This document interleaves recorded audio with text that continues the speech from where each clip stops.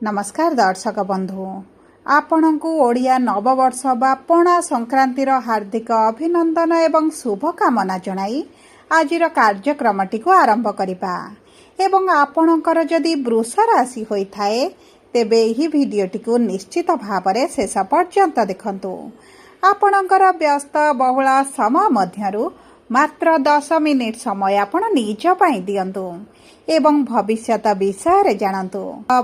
काहींकिना समस्त वृष राशिर व्यक्ति विशेषंकर जीवन एही पवित्र महाविषुव पणा संक्रांति ठारू बदलिबाकु जाउछि। कारण ग्रह नक्षत्र मानक चलन रे हेबो बहुत बड़ परिवर्तन, जहा द्वारा आपणक जीवन रे चलिथिबा बहुत गुड़िए दुख कष्टर अंत हेबाकु जाउछि एवं पुणी थरे एही महाविषुव पणा संक्रांति ठारू आपणक जीवन रे खुशी फेरिबा पई जाउछि। एवं देखंतु ओडिया नूतन पांजीर प्रचलन सहित एवं नूतन पांजी अनुसारे आपणक राशि रे राजयोगर संयोग सृष्टि हेबाकु जाउछि। तीनोटी बड़ शुभ ग्रह आपणकर त्रिकोण बा लक्ष्मी भाव को चलन करने जाउछंती। शुक्र सूर्य मंगल जी आपणकर भाग्यर अधिपति लाभर अधिपति धनर अधिपति अटंती समस्ते आपणकर त्रिकोण को गोचर करुछंती, जहा द्वारा आपणक भाग्य रे गोटे विराट परिवर्तन हेबाकु जाउछि। अनेक दिगरु अनेक गुड़िए लाभ प्राप्ति हेबाकु जाउछि। समस्त सुख आपण को प्राप्ति हेबा पई जाउछि। देखंतु एही महाविषुव पणा संक्रांति ठारू पुनर्बार आपणक जीवन को खुशी फेरिबा को जाउछि। तेबे एबे आसंतु जानिबा एही संक्रांति परठारू कोन बड़ परिवर्तन आपणक जीवन रे हेबाकु जाउछि। या पूर्वरु जदि आपणकर भी वृष राशि होइथाए एवं आपण भी ईश्वर को आंतरिक भक्ति एवं विश्वास करंती तेबे भिडियोटी को लाइक करंतु। कमेंट बॉक्स रे जय जगन्नाथ जय मां लक्ष्मी अवश्य लिखि दियंतु। ता सहित आम सह जोगाजोग करिबा पई वीडियोर मध्य भाग रे एक व्हाट्सएप नंबर टी दिया जाइछि। जो नंबर साहाय्य आपण आम सह जोगाजोग करी निजर नूतन कुंडली प्रस्तुत करि परिबे, कुंडली विश्लेषण कराई परिबे किंबा आपणकर चाकरी विवाह व्यवसाय प्रेम संपर्क शिक्षा स्वास्थ्य को नहीं किछि समस्या रही ताहार सहजरे एवं स्वल्प मूल्य रे समाधान करि परिबे। सेतिपई आपण आम सह भिडियोर शेष पर्यंत जोड़ी होई रुहंतु एवं व्हाट्सएप नंबर माध्यम रे आम सह जोगाजोग करी खूब कम मूल्य रे आपणक समस्यार समाधान करंतु। एबे आसंतु कार्यक्रमटी को आग को बढ़ाइबा। देखंतु आपणकर राशिर स्वामी शुक्र मंगल सूर्य बुधंक सहित शनिक राशि रे बा शत्रु राशि रे विराजमान करुथिबारु आपणकर स्वास्थ्य रे आपण समस्या देखुथिले, कर्म क्षेत्र रे समस्या देखुथिले एवं आपणकर धनर समस्याटी बढ़ी जाइछि। धन को केंद्र करी आपणक जीवन रे बहुत गुडी समस्या गुडी चलीछि। आपण ऋण आनिथिले किंतु ऋणटी को सुझी पारु नाहंती। आपण जे कार्य गुडी को हाथ को नेउछंती सेथिरे आपनको सफलता मिल पारुनी। विभिन्न प्रकार समस्या कारणरू आपणकर कार्य गुड़िक अधार अटकी रहुछि एवं आपण पुनर्बार सही करजरे बुडुछंती। सबुठारु बड़ कथा हेउछि आपण मानसिक दुश्चिंतारे रहिछंती। आपणक परिवार मध्यरे वर्तमान शांति आपण अनुभव करूनाहांती। शिक्षा क्षेत्र रे विद्यार्थी माने तो बहुत अधिक समस्या देखुचंती, द्वंद्वरे अछंती, भयरे अछंती। बहुत गुड़िए वृष राशि व्यक्ति माने चाकरी खोजी बहुत थर निराशता देखुचंती, विफलता मध्य देखुचंती, चाकरी प्राप्ति होई पारु नाही एवं जो माने कर्म क्षेत्र रे अछंती चाकरी रे अछंती सेथिरे मध्य समस्या गुड़िक बढ़ी चली। बड़ सबुठारु बड़ समस्या होची संतान संतति को नहीं। तेबे देखंतु एही बळी जे कोनोसी समस्या आपणकर जीवन रे चालुथिला ताहा सब दूर हेबा पई जाउछि।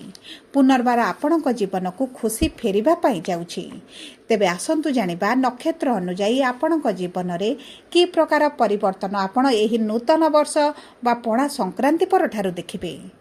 देखंतु वृष राशिर तीनोटी नक्षत्र रहिछि, कृत्तिका वृष, रोहिणी वृष एवं मृगशिरा वृष।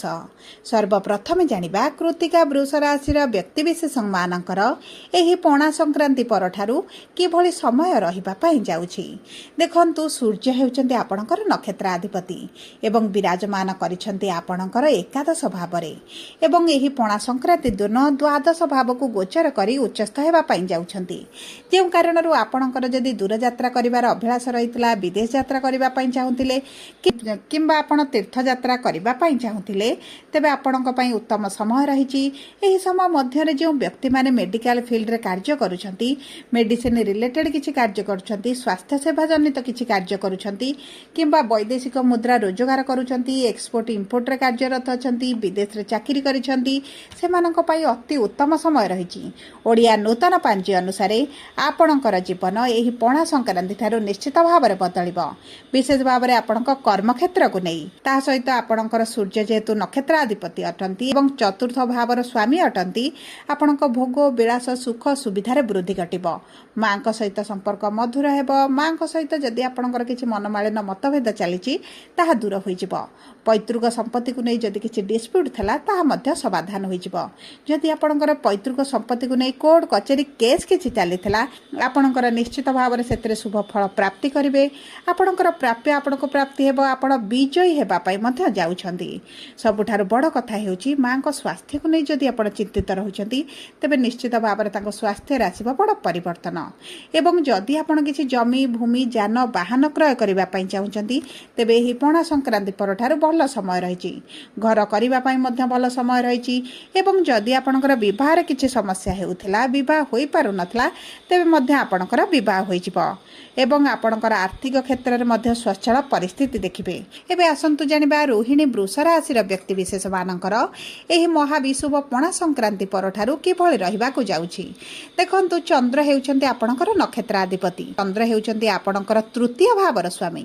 ଆପଣଙ୍କର ଯଦି ଅନଲାଇନ୍ ରିଲେଟେଡ୍ କିଛି କାର୍ଯ୍ୟ ଅଛି, ବ୍ୟବସାୟ କରୁଛନ୍ତି କିମ୍ବା ଟିଚର ଅଛନ୍ତି, କାଉନସିଲର ଅଛନ୍ତି, ଇନଫ୍ଲୁଏନ୍ସର ଅଛନ୍ତି, AI IT ସେକ୍ଟରରେ କାର୍ଯ୍ୟ କରୁଛନ୍ତି, ସଫ୍ଟୱେୟାର ଲାଇନ୍ରେ ଅଛନ୍ତି ଏବଂ ଆପଣ ଦ୍ୱନ୍ଦ୍ୱରେ ରହିଥିଲେ, ସମସ୍ୟାରେ ରହିଥିଲେ, ଚିନ୍ତାରେ ରହିଥିଲେ, ଇନକମ୍ରେ କିଛିଟା ବାଧାପ୍ରାପ୍ତ ହେଉଥିଲା, ତେବେ ଏହିସବୁ କ୍ଷେତ୍ରଗୁଡ଼ିକରେ ଆପଣଙ୍କୁ ଉତ୍ତମ ଫଳ ପ୍ରାପ୍ତି ହେବ। ଆପଣଙ୍କୁ ଆଶାଠାରୁ ଅଧିକ ମଧ୍ୟ ଶୁଭ ଫଳ ପ୍ରାପ୍ତି ହେବା ପାଇଁ ଯାଉଛି। ଆପଣଙ୍କ ବ୍ୟୟ ଅପେକ୍ଷା ଆପଣଙ୍କର ଆୟଟି ଅଧିକ ରହିବ ଏବଂ ଆପଣଙ୍କର ଯେଉଁ ଆର୍ଥିକ କ୍ଷେତ୍ରରେ ସମସ୍ୟା ଚାଲିଛି ଏବଂ ଆପଣ ଯଦି କିଛି ଲୋନ୍ ଆଣିଛନ୍ତି, କରଜ ଆଣିଛନ୍ତି, ଶୁଝିବା ପାଇଁ ଚେଷ୍ଟା କରୁଥିଲେ, ତେବେ ମଧ୍ୟ ଆପଣଙ୍କୁ ଶୁଭ ଫଳ ପ୍ରାପ୍ତି ହେବ। ତା ସହିତ ଆପଣଙ୍କ ଶତ୍ରୁମାନେ ନାଶ ଯିବେ। ଆପଣଙ୍କ ଶତ୍ରୁମାନେ ଯେଉଁ ସମସ୍ୟାରେ ପକାଉଥିଲେ, ସେମାନଙ୍କୁ ଆପଣ ନାଶ କରିବେ। କି ଆପଣ ଯଦି ଉଚ୍ଚଶିକ୍ଷା କରିବା ପାଇଁ ଯୋଜନା କରୁଥିଲେ, ତେବେ ମଧ୍ୟ ଉଚ୍ଚଶିକ୍ଷା ପାଇଁ ଅତି ଉତ୍ତମ ସମୟ ରହିଛି। କୋର୍ଟ କଚେରୀ କେସ୍ ଯଦି କିଛି ଚାଲିଛି, ସେଥିରୁ ଆପଣ ମୁକୁଳିବା ପାଇଁ ଚାହୁଁଛନ୍ତି, ତେବେ ମଧ୍ୟ ଏହି ପଣା ସଂକ୍ରାନ୍ତି ପରଠାରୁ ଆପଣଙ୍କ ପାଇଁ ଶୁଭଦାୟକ ସମୟ ରହିଛି। ଯଦି ଆପଣଙ୍କ ଉପରେ କିଛି ମିଥ୍ୟା ଆରୋପ ଲାଗିଛି, ତେବେ ମଧ୍ୟ ଆପଣ ସେଥିରୁ ବାହାରକୁ ଆସିବେ। କର୍ମକ୍ଷେତ୍ରରେ ମାନ ସମ୍ମାନ ବୃଦ୍ଧି ହେବା ସହିତ ଆପଣଙ୍କର ସାଲାରୀରେ ବୃଦ୍ଧି ହୋଇପାରେ କିମ୍ବା ଆପଣଙ୍କର ପ୍ରମୋସନ୍ ଆପଣଙ୍କୁ ପ୍ରାପ୍ତ ହୋଇପାରେ।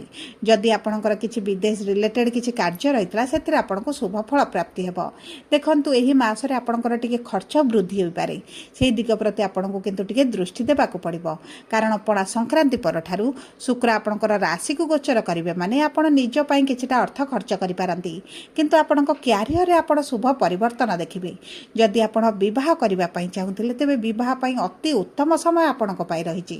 ବିବାହରେ ବିଳମ୍ବ ଦେଖୁଥିଲେ, ବୟସ ବଢ଼ିଲାଣି, ବିବାହ ହୋଇପାରୁନଥିଲା, ବାଧା ବିଘ୍ନ ଅର୍ଚ୍ଚନ ରହିଥିଲା, ଶତ୍ରୁମାନେ ଆପଣଙ୍କ ବିବାହ ଭାଙ୍ଗି ଦେଉଥିଲେ, ତେବେ ଚିନ୍ତାର କୌଣସି ଆବଶ୍ୟକ ନାହିଁ। ବିବାହର ଗୃହକୁ ଶୁକ୍ରଙ୍କର ସପ୍ତମ ଦୃଷ୍ଟି ଉଚ୍ଚସ୍ଥ ଦୃଷ୍ଟି ରହିବା କାରଣରୁ ଆପଣଙ୍କ ବିବାହ ହୋଇଯିବ।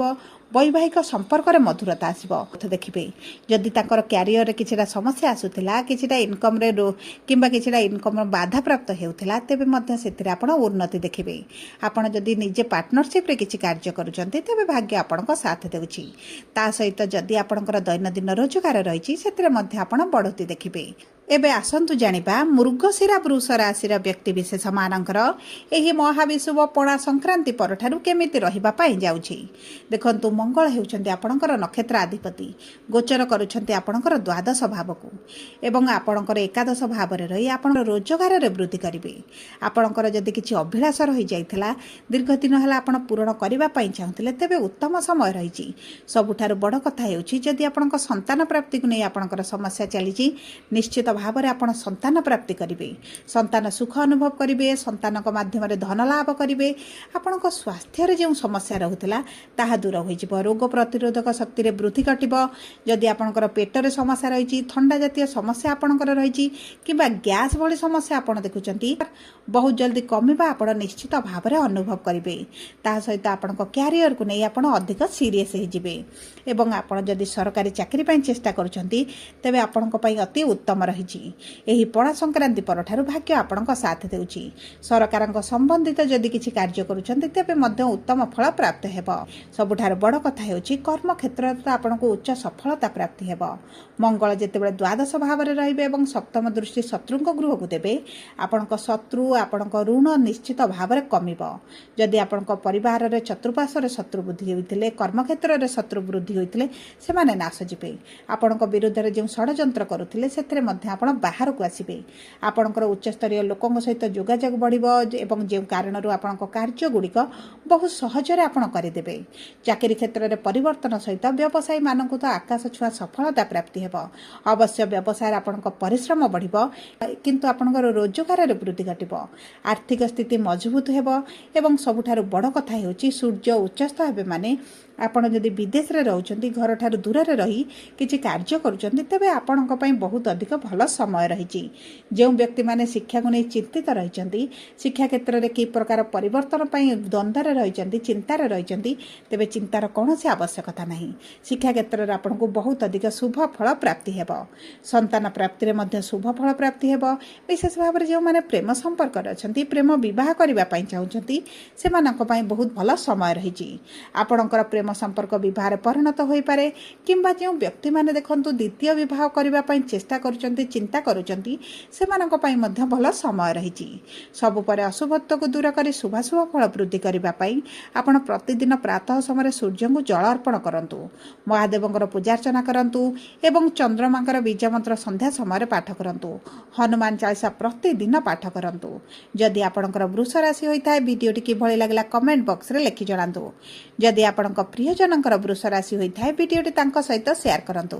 ଧନ୍ୟବାଦ।